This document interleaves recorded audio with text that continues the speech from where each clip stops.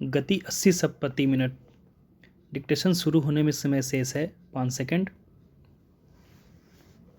Ready and start.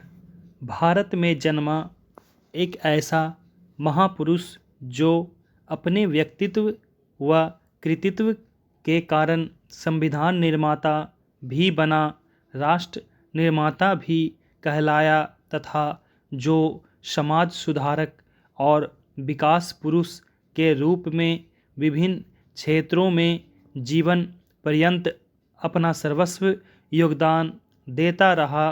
ऐसे महापुरुष को बाबा साहब आम्बेडकर कहते हैं। उनके कृतित्व का वर्णन करना किसी एक संबोधन में संभव नहीं है।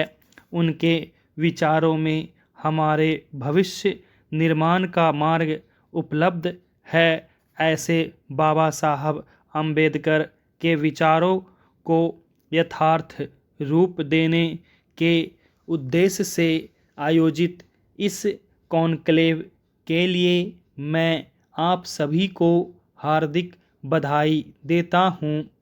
लोकसभा के भूतपूर्व उपाध्यक्ष, पंजाब विधानसभा के पूर्व अध्यक्ष तथा सांसदों के अंतर्राष्ट्रीय समूहों के उपाध्यक्ष के रूप में लोकतांत्रिक प्रक्रिया में अपना बहुमूल्य योगदान देने वाले डॉक्टर चरणजीत सिंह अटवाल जी अपनी निष्ठा के लिए सराहना के हकदार हैं।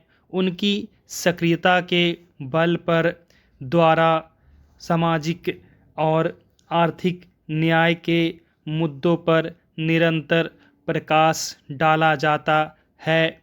आप सबके प्रयासों की बाबा साहब के आदर्शों और लक्ष्यों को प्रसारित करने में अच्छी भूमिका रहती है। आज से 4 दिन बाद यानी 6 दिसंबर को बाबा साहब का परिनिर्वाण दिवस मनाया जाएगा। उस दिन पूरे देश में स्थान स्थान पर, विशेषकर महू में उनकी जन्मभूमि, नागपुर में दीक्षा भूमि, दिल्ली में परिनिर्वाण स्थल, मुंबई में चैत्य भूमि तथा लंदन में आम्बेडकर मेमोरियल हॉल के पंच तीर्थों में बाबा साहब के आदर्शों से जुड़े लोग अपनी श्रद्धांजलि अर्पित करेंगे। बाबा साहब के आदर्शों का अनुसरण करते हुए समावेशी विकास तथा वंचित वर्गों के उत्थान पर जोर देने के लिए मैं केंद्र सरकार के प्रतिनिधियों की सराहना करता हूँ। संविधान के प्रारूप के निर्माण का कार्य संपन्न हो जाने के बाद संविधान सभा में बाबा साहब की प्रशंसा में संविधान सभा के अनेक सदस्यों ने अपने उद्गार व्यक्त किए थे।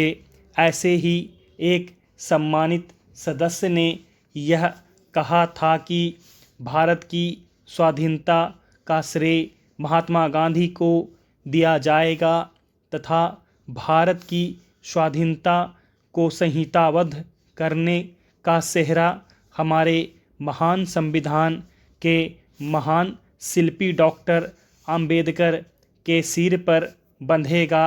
न केवल यह सदन उनका आभारी है, अपितु पूरा राष्ट्र उनका आभारी है। वे न केवल इस पीढ़ी के लिए स्मरणीय हैं, बल्कि आगे आने वाली पीढ़ियां भी उन्हें याद रखेंगी। संविधान सभा के उन सम्मानित सदस्य के इस कथन की सार्थकता का एक जीता जागता प्रमाण इस कॉन्क्लेव में देखने को मिल रहा है। मुझे यह जानकर खुशी हुई है कि इस कॉन्क्लेव में चर्चा हेतु आपने संवैधानिक अधिकारों के साथ साथ शिक्षा, उद्यमिता, इनोवेशन तथा आर्थिक विकास के मुद्दों को भी प्रमुखता दी है।